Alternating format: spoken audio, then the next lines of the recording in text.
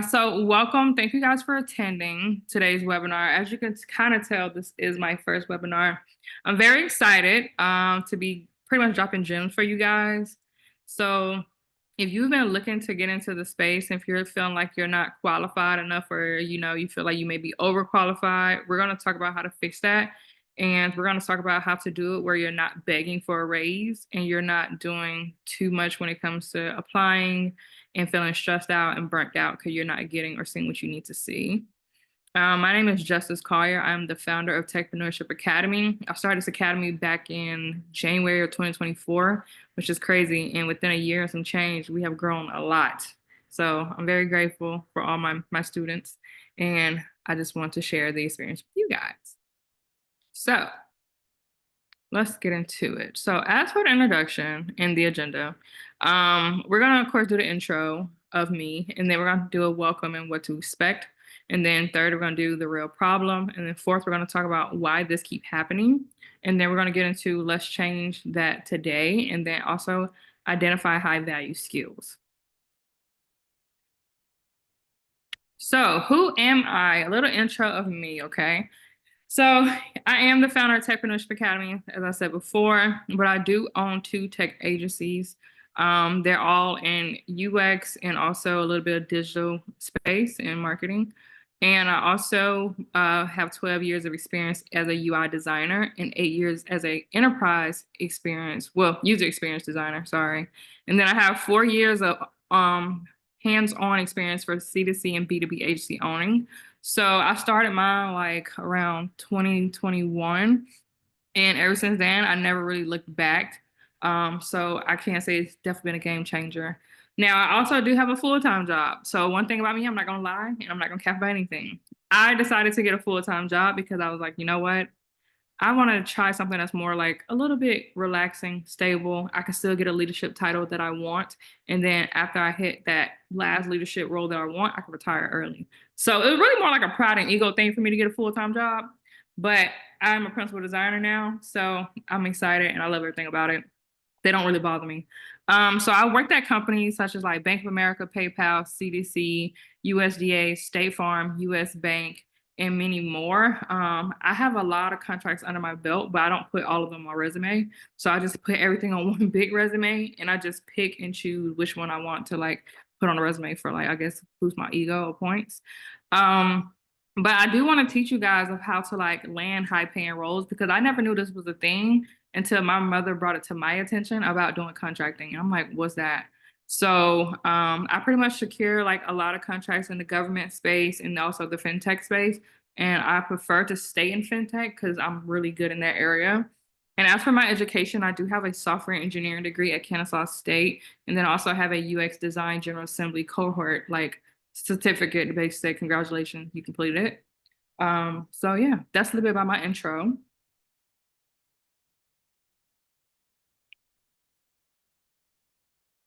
Now, I don't know if you guys ever seen the first podcast that I ever been on, but I did a podcast talking about how I went from being laid off to being a tech contractor. And it was a journey, I can say. So when I was an FTE government employee, I had a full-time job. I started out at 75 and then I got a 10K bonus for $10,000 for a sign-on bonus. And from then I was there from like 85K to like 90 something K, right? Well, after I got laid off from that job, and I realized like job boards just wasn't for me. I was never the type to get a job from a job board, like ever. I always got my jobs either referrals or somebody found out about me or they found me on LinkedIn. It's always been like that. And so when I got reached out to about contracting, I had a lot of offers and I was like, you know what, I don't want to turn all these down. So I did earn over 265K my first year on my C2C actually. So I wasn't just job stacking like a W-2, I was actually doing C2Cs and that was pretty cool. So ever since then, it was like, it was easy for me to get to the 200 because in contracting, it's very possible to do, especially as a premium contractor.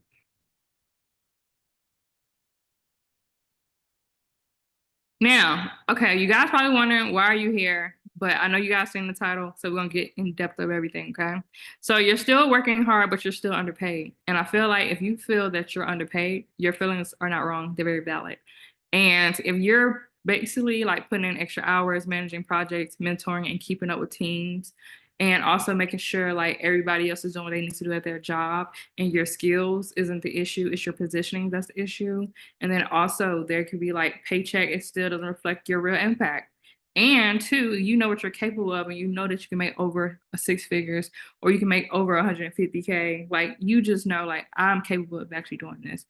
And if somebody ever told you like, hey, you're too experienced or you're overqualified, like we feel like you may be a good fit for this role, but we can't afford you, and they don't even know how much you actually, you know, what your rates are. They're just judging before they even try to work with you. That can be an issue. And two, if you're watching other people get promotions and you're not getting a promotion and they're just skipping over you and people that you know for a fact ain't doing nothing like they supposed to and they doing the least work and they're getting promoted, that's a problem. So I want us to tie everything from that into this to pretty much go over all the stuff that people are struggling with in today's market and how we can fix that and better for you in your future. Now, once again, you're getting told you're too qualified. Well, hiring managers or recruiters say you're overqualified, but what does it really mean? So, what this means is that we don't want to pay, you know, your worth. That's how they kind of feel, or they feel like they're intimidated by your experience, and they also assume that you will leave once you find something better, and that happens a lot.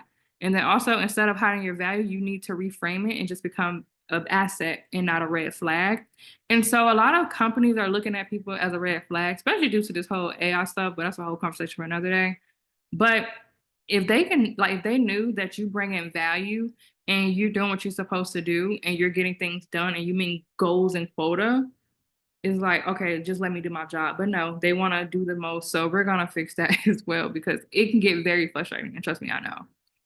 So instead of dumbing down your resume to get interviews, I recommend you don't do that. You'll be surprised at how many people came to me dumbing down their resume saying, oh, well, I got this and I got that, but I don't want to put on there because I'm overqualified. Or somebody say, well, I have 10 plus years experience in the industry, but they want somebody with less than 8. So I'm gonna just say I have 8. And it's like, no, you need to be confident in what you have and bring everything that you offer to the table and don't be afraid. So it really blows me when people say, hey, I took this off my resume or hey, I did this so I can be a better fit. And it's like, what? So the thing about this is you don't want to create like any extra problems. So you just want to get the interview and you want to be paid properly. Well, instead of shrinking yourself into a small box, let's learn how to package your experiences in a way that attract the right level of opportunity. So this is my favorite go-to. Every time I have a call with a mentee or I have a one-on-one call with somebody, I always tell them, if you're getting interviews but no offer, it's your confidence and your closing technique. If you're not getting interviews at all, it is your resume, not your in your positioning. Sorry. And if you're not getting the rate that you want, it's because you're not disclosing this up front and you're not meeting those expectations that you think that you can meet and you can. So I always recommend to tell people, do not wait to ask how much this role offer at the end because you're gonna be disappointed and it's a waste of your time. Always ask during the first phone call when you're talking to a recruiter. Because if you don't ask, it's gonna be like, all right, well, that was a waste, like I said before. And on top of that, why did I just do that? If you know up front, you can get excited for the interview. You're prepared. You're practicing more because you know this is money that you want to, you know, earn and you deserve it. So when you find out that rate early on and y'all have a clear understanding early on, it helps out your interview process so much better and it gives you something to look forward to. Because what I can say is, say for example, you have interviewed, they gave you a rate that you don't like really, and they said they got wiggle room. Okay, cool. Well, if you finish all the rounds of the interview and they're really excited to move towards you, then the recruiter can say, hey, if you're ready to do that jump for wiggle room, we can do that. Like we have like either probably an extra 10,000 or 5,000 and you can go up on and you can basically do that. But some people don't know if they don't ask. So closed mouth don't get fed. So always keep that in mind. Keep those three in mind. It's always either about your confidence, your closing techniques, and what are you asking up front. Now, when it comes to the real problem, so it isn't performance, like I said again, it's that positioning. Positioning is always going to be key when it comes to dealing with anything in corporate because companies won't pay what you're worth if you don't position yourself as a high value asset. It's like going on a date. If you know this girl is insecure on the date and you keep talking to her and keep talking to her, you will never take her serious and make her a wife. Only people who are confident and understand and know who they are and value themselves will become a wife. So you gotta look at getting in tech is like dating. Honestly, it really is. So that's the crazy thing about it, but it's a good analogy. Now, why keep this? Why does keep happening? So when it comes to this, it's poor positioning, not poor skills. Your skills may be excellent, A1, but if you're not good at that, it's always gonna be your number one killer. The second thing would be the resumes that hide your value, like I said before. If you're hiding all your value and you're not showing what you're good at and what you're capable of, that's gonna be a problem because your capability speaks to your salary. If you don't have anything that speaks to a high salary, they're going to keep you below 100K, especially if it's vague and not detailed enough. Now, another thing too is negotiating, and it can be desperate. So instead of that, don't act desperate. Make sure you got the data to back up your work. If you don't have any data, I wouldn't say make some up, but just create a really good scenario similar to what you've done before at the workplace. Another thing as well, staying stuck in roles where you know the growth is capped. So if you know there's no more opportunities, raises, promotions for you, and you're just staying there, why are you just staying there? I feel like people be scared to take that leap of faith to just go and try and get a new role or get a new position because they're comfortable, they're stuck. But when you get stuck like that and you see everybody around you succeeding, getting cars, going on trips, doing all this extra stuff, living their best life, having all this money, and you're just stuck there, it's gonna be a problem. And then you're gonna have resentment and you're gonna have anger issues, and you don't want that. Because trust me, you'd be surprised how many times I heard that in the industry. Now, let's change that today. So, the first thing you want to do is identify and package your high value skills, right? So, you're already doing the work that saves company time, money, and chaos. So, you just have to frame it in a way that commands top pay. So, the next thing you want to do is stop relying on those job boards 100%. I would say try at least about 40 to 50%, but not 100%. Because I notice when people rely completely 100%, they get very disappointed. And why not me? Why I'm keep getting the rejection letters? Why I'm not getting callbacks, why I'm not getting no interviews, and they getting stressed. So let's try to switch it up a bit. So try to look for high paying opportunities that not through job boards and you can find through networking and LinkedIn optimization. So when you build that brand that attracts the 150K or the 250K offers, you already have yourself positioned on LinkedIn, your portfolio, and your website to get those high paying roles. So that way people can find you. So, like I like to tell my mentees, if people are not looking for you on LinkedIn, your LinkedIn is completely wrong and you need to change it. It's not optimized good enough. And the reason for that is you're constantly sending out DMs, constantly sending out DMs, but nobody's giving you back. And when I go look at the LinkedIn, I'm saying it's not, you don't have a good headline. The photos is not up. You don't have a banner. You don't have a good about. You don't have a good experience on there. You don't have skills, nothing, nobody to vouch for you, not even followers. So of course they're not. Because I like to tell my people, look at LinkedIn in corporate, like people like to look at it as like a side piece, which is so crazy, but they do. People like to feel like they're a sneaky link on LinkedIn, so they feel like they want to feel like they're stealing you from somebody. I don't know why, but it's how corporate works. When somebody know you have a full-time job or you're working at another company, they're eager to steal you from another company because it happened to me every time. Every time I get a new contract or get a new position that I had, they was like, "Hey, I heard you're working at so and so, but how much they paying you over there? Or we can double that, or we would love to have on our team and da da da." And it's like, wow, y'all really like being sneaky links. Okay, cool, got it. But just keep that in mind. So you always want to make sure your LinkedIn, your resume is up to par. And once your LinkedIn is optimized, I promise you, give it like about 3 to 4 days, recruiters gonna come knocking at your door. And I got students that can prove that because it's very accurate. Now, the last thing you want to do is use a modern strategy that opens doors and offers that you didn't even know exist.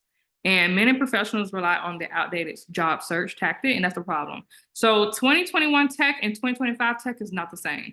If you was able to get a job in 2021 and 2020, where everybody named mama and grandma can get a job in tech and they weren't in tech, congratulations. But now it's hard. Even people who already have experience are struggling trying to get one. But every time I look and see why they're struggling, it's always either about that resume and that LinkedIn, and they don't have the confidence to sell themselves and they suck at salary negotiation. So you got to use the new strategies. You got to use AI. You got to be up to the scoring system for the ATS system with recruiters. You got to know how to talk to these people and let them know what you can offer and how you can save them money and be a value and asset to their company. So, for the best offers that are often the ones that are never seen on job board, right? So, you got to create a branded portfolio or a landing page to attract those leads. Partnering with hiring managers or business owners directly and leverage niche communities and referral networks. Also, offering fractional or consulting services to get your foot in the door. Now, how do you identify those high value skills? This is what you do to save time, money, and prevent those mistakes.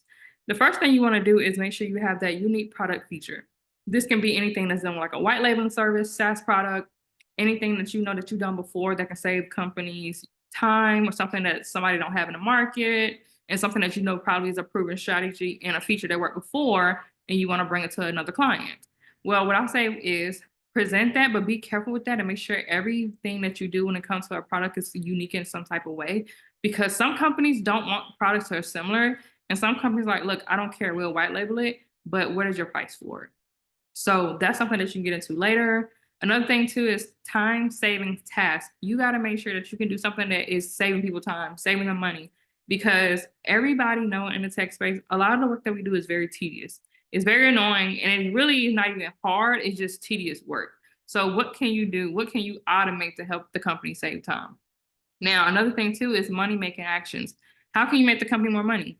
What products or features or strategy do you have that can help us get more clients, get more B2B sales, and how we can have more money coming in? For example, I had a contract one time before that I was always known as the fixer upper, right? So I would come into the company, fix up their problems, and next thing I know, they're back making millions of dollars out of nowhere, right?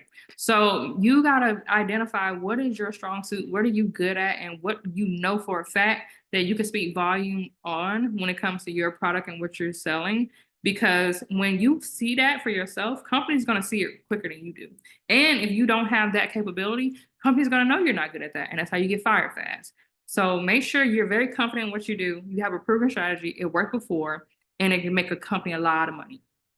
Now, another thing too is risk reduction. So you want to make sure you're reducing the risk at all times. This is what get companies through the well, not company, but get you through the door when it comes to companies because they want to know how can you minimize this risk for us? How can you help us? And that's one of the ways that you can get in easily if you bring that up in after like I think the second or third like conversation when you're in an interview. Now, another thing too is make sure you are good at decision making impact. You got to be a great decision maker. You cannot be no follower. You cannot be not, I don't know, let me figure it out. Let me just go Google everything. Companies want decision makers. Companies want people that they feel like they don't have to hold their hand every time they look around. Oh, I got to hold your hand. Oh, you got to do this, got to do that.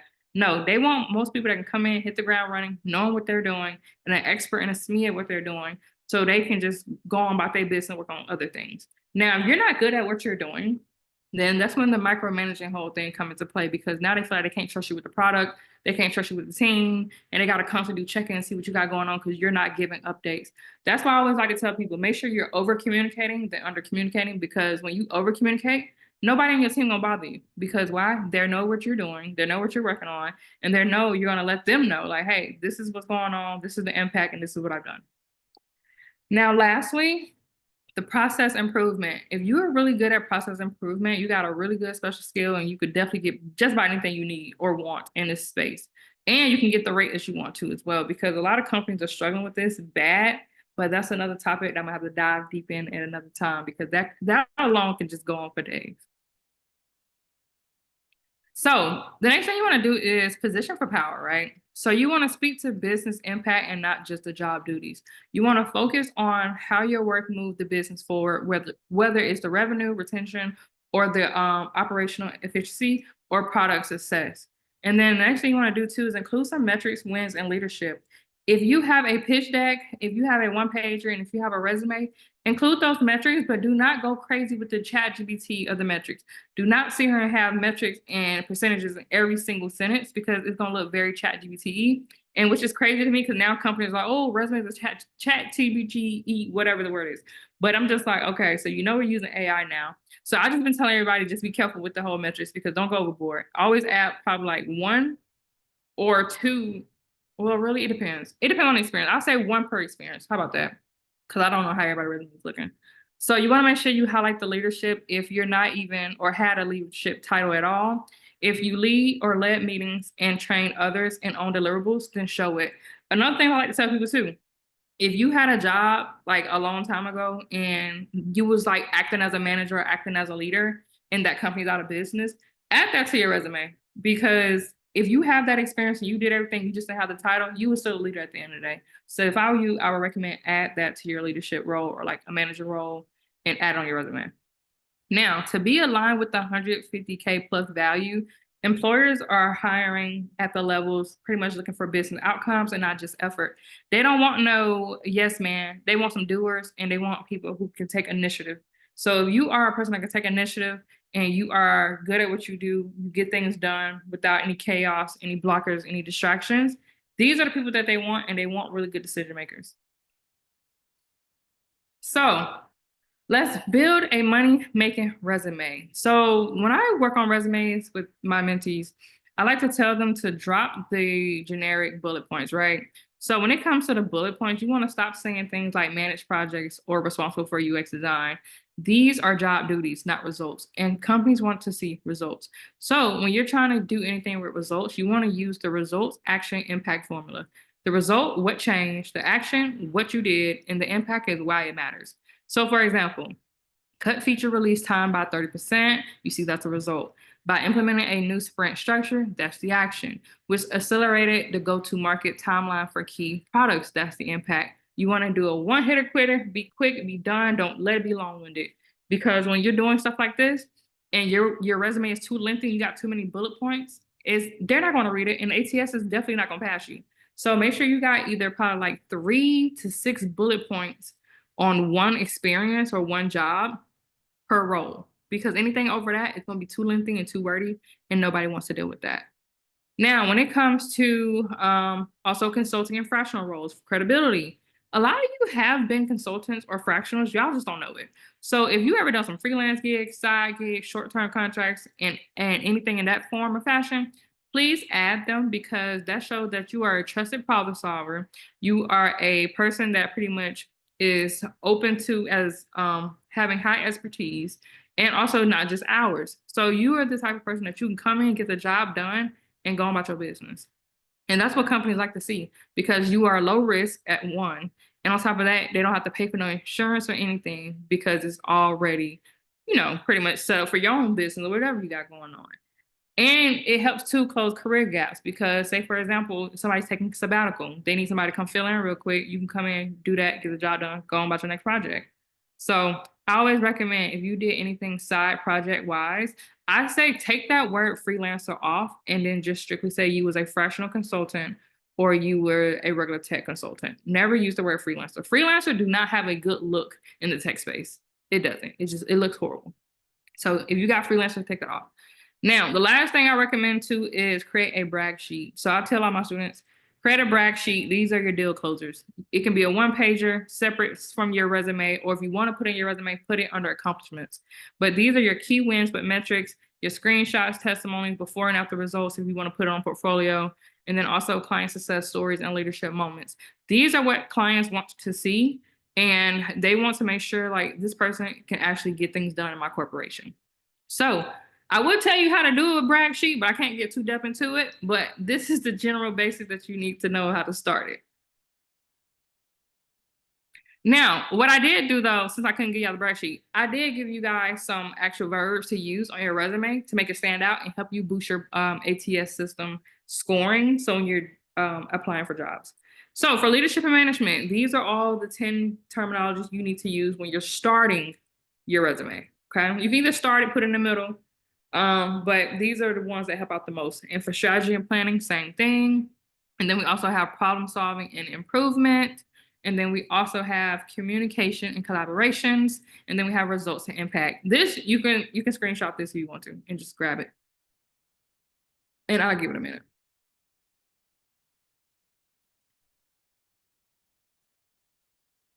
All right, everybody got it? I'm gonna take that as a yeah.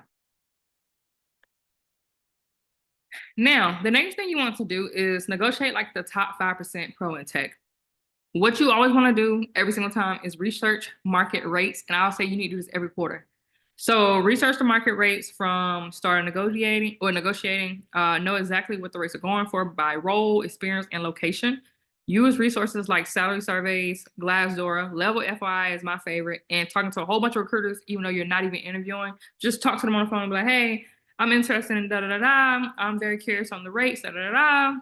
And they'll just start throwing numbers your way. And based off the role that you have, you'll start hearing what's a common number in your industry, in the area that you're in. and you can probably base it from there. But when you know the market, you can avoid the undervaluing yourself, and you can back up your request with data instead of just guessing what it is. Now, the next thing you want to do too is never say you're flexible without context. And the reason why I say that, because when you tell a recruiter that you're flexible, in their mind, oh, they're gonna go for anything. I can just say anything. She gonna go for the number. He gonna go for the number. And that's what you don't want, because you're gonna look weak in the industry. And the goal is to not to look weak and look desperate, and to give lacks of confidence. So anytime they ask you, what do you want for a salary range? You ask them and flip back on them and ask, hey, okay, well, what's the options? What do I have? What are you guys offering? What is the highest tier? If you want to go real cocky with it and be conceited. Me personally, I always like to say, I'm very curious on what is the rate that's, you guys are trying to pursue right now for this role. And then they're probably to say, oh, well, what's yours? And I'm like, well, can you provide me with a range? Because if they ever go that way, then let's provide with a range. Then they'll give the range, whatever range they pick from that range that they have. I always go with the highest number, and I add $5 more on top, or $10, depending on what it is. And they can either say, yes, we can do that, or no, we can't do that. But if they really want you bad enough, they're going to do it. So just keep that in mind when you're negotiating. Always ask for 10 to $15 more, and you can always go down that way, because at this point, you're just negotiating and playing with numbers. So the next thing you want to do too is make sure you have your value framing set up. So you want to start with negotiating with a confident and well-researched number or range, like I said, and then this set the baseline for the conversation. So then frame your ask around the value you bring and not just the salary itself. So you can always say something like, well, due to my expertise and everything you have listed on this job description, I know for a fact I can get this job done and I can deliver it, whatever pain points you guys have, and yada, yada, yada. But always put it back on the job description and let them know that you can do everything on that job description 100%. Now, if you cannot do everything on that job board 100%, or the job description 100%, then you probably need to go somewhere in the middle. Go pick a middle range. And if you know for a fact that you're not qualified for that role and you still want to give it a shot anyway, try to shoot up at least about $3 to $4 more than the lowest pay at that point, so you can feel a little bit better. So when it comes to get paid what you're worth, right? You want to turn those skills into consulting offers, like I said before. You want to be clear. You want to make sure that it differentiates from others and allow you to charge those premium rates, because clients know exactly what they're getting. And people who work with premium contractors know exactly how much you're charging. So if you're not understanding, or you don't understand the whole premium space, they're going to know you don't understand based off the rates that you pick for your expertise. And you don't want to look green in this type of field. That's why I come in and I help y'all. Now, the next thing you want to do too is pitch to B2B clients. Now, if you're not familiar with B2B, this is business to business clientele. So you have business to business, business to employees, and business consumers. I don't recommend business consumers. I always like to do B2B, because every time I did B2C, it was always some crap. And it was never a good paying job. All the good paying jobs are in B2B. I'll just tell you that right now. It's different from the traditional job hunts. It's direct access to the business. It's top companies, tech companies at that. They got great benefits and services. They giving out a lot of stuff. They giving out gifts, laptops, AirPods. They giving out a whole bunch of stuff. Anything you want, they got it. Desktop curve monitors. They're providing it. And they let you keep it. Another thing too is they build relationships with decision makers. So say, for example, you do good work at that company, they refer you to somebody else, now you got another client on your belt. And a lot of my stuff be from referrals from B2B clients. So if you're trying to get in that space and you're trying to get more bang for your buck and you're trying to learn and grow in the tech space, do B2B only and not B2C. B2C is cool if you're starting out entry level, yes, but if you already experienced like mid-level, senior level, then do B2B. Now, show proof and outcome and versus those job titles. You want to use numbers, storytelling, and examples of demonstrations of how your work save money, boost revenue, and increase efficiency, and solve critical problems. Job titles are cool, but let's be real. Nobody in corporate really care about job titles. They care about income. Only us care about job titles, because a lot of people switch up their job title so many times, because when you're going to a full-time company or a certain type of company, they don't list you as lead, da, da, da, da. Sometimes they don't. They're mostly going to have you just as consultant or vendor. That's it. Or FTE, whatever. But they're not going to have all those crazy lead roles. Most time people change their lead role based off what they feel like on that day for LinkedIn. So just be careful, don't take it too personally if you get a role and they're like, well, they didn't label me senior, da, da, da. That don't matter, baby girl. That don't matter. So only thing they care about, hey, you a consultant, you a vendor, you working here. We don't care what you put on your LinkedIn for your title. It ain't got nothing to do with us. So for career paths you can grow in, they have leadership roles that you can grow in easily, especially in today's market. You can. Contractor and consulting are always going to be hot and booming. And now, since with this whole situation with the government and all that, everybody's going to consulting and contracting. So if I were you, I would look into that route. Another thing is data product manager and analytics is very big and high demand right now. AI and machine learning engineers are very hot commodity right now. And UX strategy researchers and designers are big as always. And then technical product managers are never going anywhere. That's always a good field. And they make great money. Cloud security engineers make amazing money. And solution architects with AWS, Azure, and GCP makes great money. And then I have a list of more too that I'll provide later at the end of class of more roles that you can kind of look into and see what you kind of want to dabble into. Now, as for results, now I know I talked and I probably talked a lot, but as for results, one thing I can say that this is not no learning theory. I give stuff off of proven frameworks that actually work with real income and real results with real people. And last year we helped students earn 1.6 million in 2024 in under 10 months. And I ain't had my business that long, and we did that number. So the thing here is you want to make sure, well, I make sure that of course, that with these contracts, these are pretty much contract offers, consulting retainers, fractional leadership roles, and B2B partnerships. Because these are where you're going to start seeing those big numbers, those premium offers, and you can go play with the big boys. Now, with these results, they're going to show some, packaging of how you set up your skills. You can do this with transferable skills if you need help with that. You can do it with some new skills that you want to try, and you can do it with some of your old skills, but you're going to have to probably clean up some of the tools and the verbiage of what you're using because they keep changing verbiage like every year in tech. So just be up to date and be caught on speed with what's going on in today's market. Now, when it comes to the students, majority of my students are definitely landing six figures contracts, B2B deals. And the lowest contract I've seen a student have was 90K. And that because the student started out at 45K and he was a QA tester in a real small country town. And I kept trying to tell him to move, but he didn't want to move. And he was like, I just found something remote for 90K. And I'm like, yay, that worked. But we knew we can get him higher. So at least he was happy. Be happy, I'm happy, he can come back. And then the highest I've seen with somebody who started really early at like 3 months, got like 250K, and that was at Adobe. So one thing I can say, majority of my students who are in this program, they get to the bag.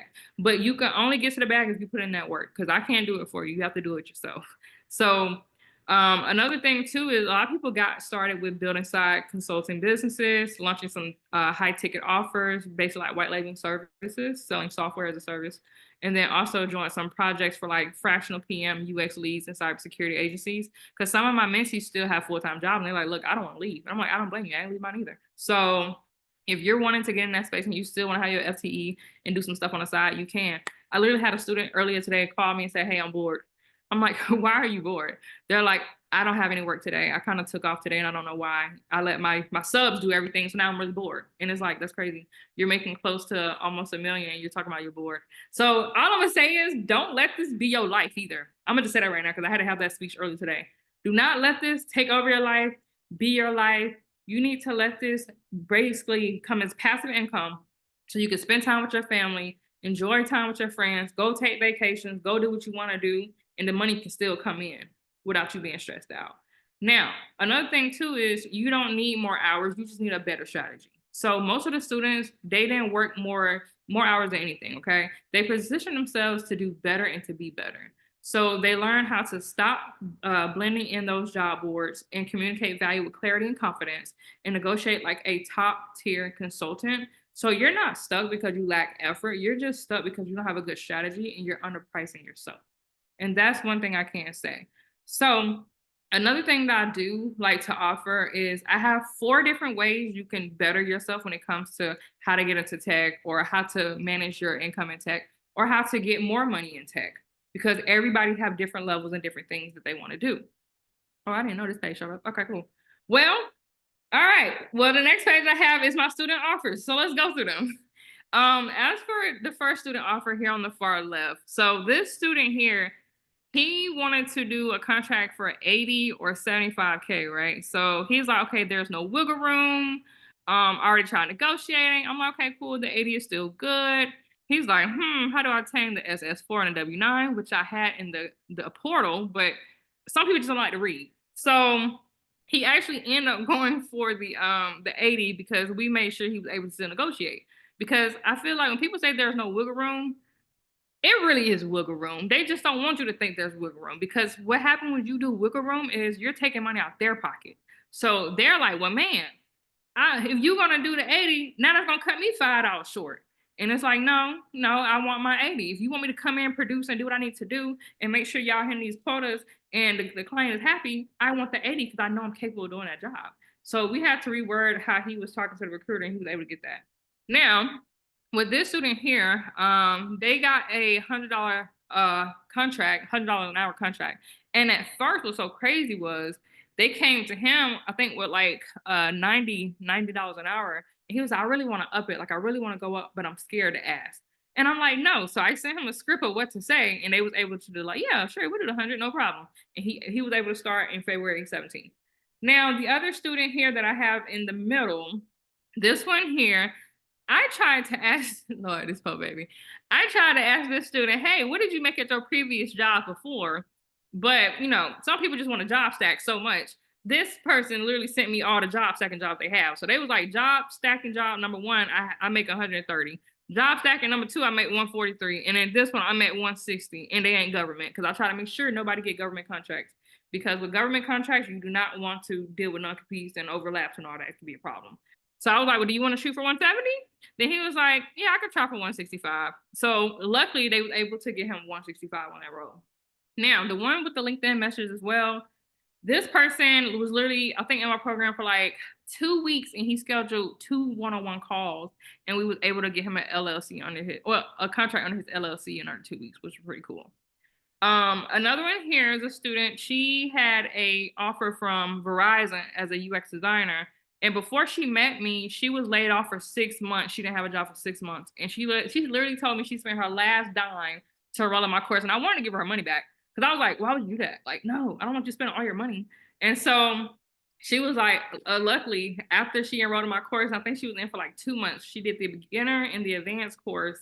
And she was like, oh my God, after I finished the advanced course, like I literally got a job for like 58 an hour. And I was so proud of her because I was like, Lord, I was praying for her. I'm like, girl, we gotta get you a job. So luckily she was able to get a job at Verizon. She's been there almost like a year now. Actually, no, it has been a year. So she's been there for a while. And then I don't know if y'all can see that little Instagram message, but this lady came on my Q&A session and told me she was able to get a job from my ebook that's free. And I was like, wait, huh? And so she was like, yeah, like I got your ebook and I was able to land a job. I'm like, that's crazy. And then the one that's on the top right was another mentee. She had, I think, 4 job offers, but she ended up picking the one that was a 132, and that was a mid-level cloud engineer role. And this is all government for her, so she couldn't stack if she wanted to. And then the last one at the bottom, this is my favorite example because with this student here, we was able to get her first C2C, but she was very hesitant because she was like, I don't know if this is a good sign. Like, I don't know if I should take this. I know this is my first offer, but I don't know if I want to take it. And I'm like, well, how do you feel about everything? She's like, I don't know. I really want it. I really want to take the job, but I'm not having good feelings about it. And I was just like, well, let's talk about it on Telegram. So she vented and she told me how she felt. And I told her, I said, honestly, decline the offer. We're not going to take it. We'll find you another offer. Because if you're not feeling confident, you need to follow your gut. And we're not just going to take all money because all money ain't good money. So if you already know it's going to be some mess in this job, I wouldn't take it. And so that's what she did. She declined the offer. Like she got the offer, but she declined. Like, I'm not moving forward with this. So I have more stories, but I can't put it all in here. But I have a lot of testimonials, a lot of things that students went through in this program. And I can say within like 3 to 6 months, everybody have seen a growth and they all got way more in their ROI just by signing up for the program. So I'm very proud. I'm a very, very proud cousin, auntie, sister. Okay, so as for the packages and the tiers, some of y'all may have seen this on Instagram, some of y'all may not, but I'm gonna go through it anyway. So as for the beginner tiers, we like to call these the self tiers, right? These are for my people who are newcomers, who are pretty much new to tech, or who already kind of have experience in tech, but they don't want to be bothered. They don't want to engage in the program. They don't want to talk to me. They're like, look, I just want to get the courses, do everything I need to do, probably get a resume, LinkedIn audit, and then I don't want to talk to you. I'll probably attend and show up here and there, but only if optional, right? So these tiers are $597 to $997. The beginner course is $597. The advanced course is $997. And then the UX course is 897. And then the ROI, based off what I've got from all the engagements and surveys from the students and looking at their engagements and course completions in the portal, um, if the lowest I've seen once again was 90K, and then the highest I've seen that's actually written down was 140. And this was within 3 to 6 months of being in the program. Now, the next one is the career builder one. This is a pretty popular one. So this one is for people who are tech professionals seeking clear strategic roadmaps for like entry level, mid level, senior level, C-suite level. These are for my people who want to stay in FTE or be a career switcher, probably had like a regular job and want to get into tech, and then who want to do strictly W-2 contracting. These are for the people who are like, you know what? I still want to learn C2C, but it's too advanced for me. This is too high tech for me. So it will still be there if you want it. It's just we're not going to force you to try to get no contracts early for your own business. Because when people realize the checklist that I have for them, they're like, oh, this is a lot. Like, this is a lot of stuff. So some people are not ready. Okay, cool. Come back whenever you're ready because it's a lifetime access. You could pretty much get access to the beginner course, advanced course, plus the salary negotiation course if you want to. And we meet one time a month and we'll do a group session. You get the job stacking tools if you want to know how to job stack on a whatever you're doing, and monthly Q&As and discounts for resume and LinkedIn revamps, and then also interview prep scripts, and then guest speaker replays, access, and private job boards. If you are the type of person who like job boards, and if you want to kind of learn more about the private market, you have the best of both worlds. Now, for the ROI for these students, I have noticed people are getting 100K to 150K plus in under 6 months. So I'm proud. I'm very proud. All right, so the next one we have is the all-in techpreneur. These are where the heavy hitters are coming because if you want to play big, you got to spend big. So this one here is $5,000.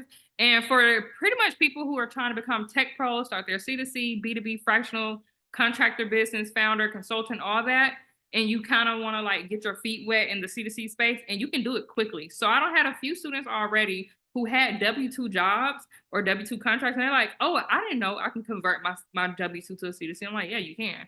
And so we were able to convert them and get them set up and get all their businesses and everything set up properly and set up a new rate for them so they can start making more money on that job.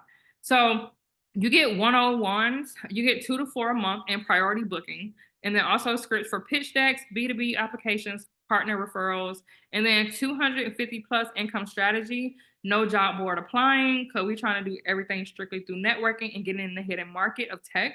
And we're trying to cut that middleman out. So we want to cut out the recruiters. We want to get our full pay. We want to make 100 an hour to 300 an hour. So that's what we're doing. And then the annual business review is for positioning, pricing, and visibility plan. And then we also have resume plus LinkedIn revamp service included. And then we have homework assigned with one-on-one feedback calls. And you get access to our VIP Telegram group chat. And you get the pitches, the resumes, and case studies when we start doing more of those. And then these clients here on average are hitting 200 to 400K plus, and also got contract referrals, and also within a 3 to 12 month range. Now you got to think about it. If you're new to tech completely, this is going to take you like about 12 months. But if you already have tech experience, you've been in for like 3-4 years plus, it should take you no longer than 3 to 4 months to get started. Now, for the corporate elites, this is our highest tier. These are for people who already have their own court to court, had a court to court set up, or they kind of got promoted from all in techpreneur package to the corporate elite package. And they're like, look, I want to grow, I want to expand, I want to hire subcontractors, or I already have subcontractors. Okay, cool. We have the done for you service and the end-to-end service. And this one is $7,500. Now, the done for you, we'll do your RFPs for you, your B2B applications, pitch decks, automation integrations, subcontractor training and onboarding, and full website. My company personally will do this for you. So we'll do everything you need to do. All you got to just say, look, this is what I need. This is what I specialize in. This is how much I want to charge. Okay, cool. We'll set the whole thing up. So we'll do your resume, your LinkedIn revamp, service included, and we'll do it for 2 subcontractors if they need help with their resumes. And also advanced strategy to become the go-to expert and get you on the VIP networking list. We'll get you ready for event preps and client acquisitions. And then also you can apply through our exclusive B2B partnership program that we have. So that way you can get contracts with like Intuit, Oracle, Capital One. I'm trying to get locked in with JP Morgan, but they've been playing with me. We have more companies, Intel, Accenture. Well, we just got Accenture. And then somebody else just said one today that I can't remember, but they was like, we got approved for it. It's something government, I can't remember. But also you can skip the line and also to get the warm introduction for high paying decision makers. So we'll give you direct access to high paying decision makers who are looking for C2C vendors. And then with this, for the clients who have these packages, they are already are like hitting 300K to almost a million in revenue. And then they have one contract that's like 100, not 100, but sorry, 1 million in contract deals. And that's mainly like in government and stuff. But yeah, so those are the 4 tiers that we offer. And if you guys are interested, because I know you're like, dang, these numbers are crazy. But I did do something special for y'all since this is my very, very first webinar. So say, for example, you want to enroll in Entrepreneurship Academy. I would give you the cheat sheet and I would give you 50% off because I don't think I did it in a long time for a code. But I would give you 50% off in the code as well. One, and if you would like to join after the live, it would be 30% off. So say, for example, you're interested and you want to learn, because I know some of y'all have been seeing my content. I know some of y'all have like been like very curious what I got going on, want to talk to me and stuff like that. We can do all that tonight, and then we can go over the tiers. So for tier 1, so beginner course is $597, and it will be $298.50. And then don't forget we have the payment plans through Stripe and Klarna. So I think you get 4 installments. So it can break down even more for that. I don't know how much it'll be though. And then for the UX course, because we do have a UX cohort coming, it was like a masterclass, but that one's coming in July. And I'm going to teach UX professionals how to maintain as a UXer and how to make sure that you're playing the game in corporate and you can get those promotions if you want to, or you want to get more income and you want to just grow as a UXer and all. That one is $448. And then for the advanced course we have for $997, that is $498. And then for tier 2, which is the career builder, that one is $1,300, but it can go for $650. And then we have the all-in techpreneur package, that's $5,000. It can go for $2,500. And then for tier 4, we have $7,500, and that can go for $3,750. Now, if you want to do tier 3 and tier 4, we do have a down payment option if you want to do a down payment, but we can discuss that later. But yeah, so this is what I have set up now. These will be 50% off, and I will share a link in here once I finish going through this demo. But I just want to make sure you guys can see that and you know in the value and know like, hey, this is something serious that we really do. Because not too many people are doing courses on actually tech and how to maintain and keep a job in tech. Everybody's like, oh, breaking the tech. Okay, you break in, but then what? You don't broke in, now you don't lost your job, and then you're calling me like, Justice, I need help. I don't lost my job because I lied on my resume. We don't recommend nobody lying on their resume. Everything here is no cap rap academy over here. So we want to make sure you can use those transferable skills that you have to grow and make sure that you're able to get paid what you're worth and you're not being underpaid. Oh, this is it. Okay, perfect. So this is the final page. And I just want to say thank you guys so much for attending my first webinar. I really enjoyed it. If you have any questions, you can email me here. And if you have anything you want to talk about, or if you have a really deep question and you don't want to talk about it here, we can do that as well. But now I am opening the floor for Q&A. Half of my students are in a program are in here. What are y'all thoughts about the program so other people can hear your thoughts and share your experiences? She is phenomenal. Okay. She is Black Girl Magic evolved. Oh my goodness. She is a pure heart. She's very knowledgeable. She's very professional. She knows how to put things in a way that you can understand. And she is about her business, making sure that people are doing what they're supposed to do. So it's very much so worth the investment. This is for those who have not taken it, as you can see by the way she presented this information today. Her class is not a scam like a lot of the other ones that you see where you really just don't get any value base from it. This is very much so value based, and I would not. And even a young lady who you spoke of who spent her last dime to invest in this class, it paid off for her in the long run because she's just that worth it, and she is very value driven. So I suggest her class, very much so recommended. 10 stars. Thank you. You're gonna make me cry. And see, I know Asha just joined. Asha's new, but Asha has learned. I'm not gonna lie, she learned a lot within these past 2 weeks. What's your thoughts, Asha? Oh, you know what? Oh my God, no, it's not Asha. Aisha. So sorry. I love calling you Asha for some reason. Aisha. Yes, it's Aisha. Because I know you don't be playing when it comes to your name. No, it's fine. It's fine. I I'm highly I just started less than a month ago, and I'm finally understanding that she is about her business, like Tiger said, and I would I'm completely new, so I need to learn UX UI design again from start. So I wanna get back into the to that field and do all the case studies all over again. But but I know that I can strive for the best. So I try to just I want to go to all her lives or anything just to keep hearing the same thing over and over. It just to astound in your brain. So I'll be on the live on Wednesday or her Oh yeah. TikTok. Yeah, I went to Yeah. her first TikTok and she was like, I don't know what I'm doing, and I was like, I just sat there. I'm like, okay, I don't know if you know what you're doing, but you're saying I had, something. I had no Yeah, clue what I was doing. yeah, she was, yeah. So I just happened to find her through one of her students because she posted it on her live, like on her stories. I'm like, oh, I never heard of her. Come to find out, I did cross her paths at the Baddies Tech and the Tech. I didn't know you were there. I You didn't. was Yeah, there. I was supposed to speak and I didn't. So I was just supporting. I'm speaking this year though.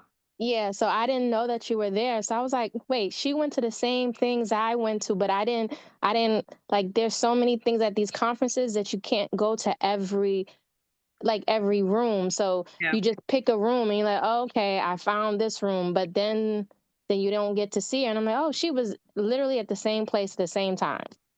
Same place at the same time. But I met her now. So if it didn't happen then, it happened now. Well, if you go again this year, I'm gonna meet you this year because I'm going again. Yes, I'll be at Baddies. Oh, girl, we gotta do dinner. Yes, and then I think I'll go to the tech thing in December too Oh, in Thanksgiving. DC. Yeah, I'm I went I'm there. speaking there too. Yeah. Yep. Oh, it's gonna be nice to have fun this year. All right.